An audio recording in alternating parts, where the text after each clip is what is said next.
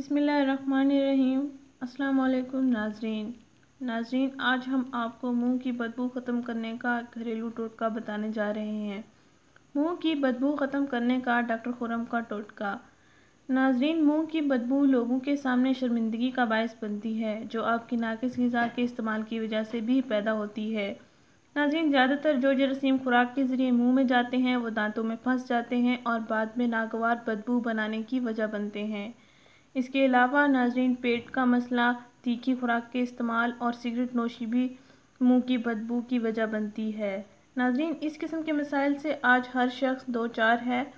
मुंह की बदबू और आज की ख़राब ग़िज़ाएँ दोनों सेहत और शख्सियत को बुरी तरह मुतासिर करती हैं। नाज़रीन, हमें अच्छी ग़िज़ा इस्तेमाल करनी चाहिए, नॉर्मल ग़िज़ा इस्तेमाल करनी चाहिए जो तीखी ना हो, मिर्च मसाले वाली ना हो, जो जल्दी हज़म हो जाए, मैदे में ठहर कर बदबू का बायस ना बने। नाज़रीन, मुंह की बदबू ख़त्म करने का डॉक्टर खुर्रम का टोटका ये है, जिसके इस्तेमाल से आपके मुंह की बदबू 100% ख़त्म हो जाएगी। नाज़रीन, ये एक सादा और घरेलू टोटका है। रात को आप मुंह अच्छी तरह साफ़ कर लें, मुंह में अदरक का एक छोटा टुकड़ा लेकर चबाएं और कोशिश करें ये रस 1 मिनट में मुंह के अंदर रहे। इसके बाद कुछ भी ना चबाएं, कुछ भी ना खाएं पिएं, कुल्ली करके सो जाएं। सुबह देखें कोई बू का नाम निशान नहीं होगा।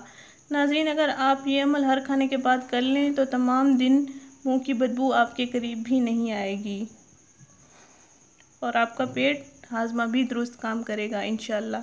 नाज़रीन, ये टोटका शुगर के मरीज़ के लिए बहुत मुफीद है। नाज़रीन, हमारे इस वीडियो को सबके साथ ज़रूर शेयर करें, हमारा चैनल ज़रूर सब्सक्राइब करें। शुक्रिया। अल्लाह हाफ़िज़।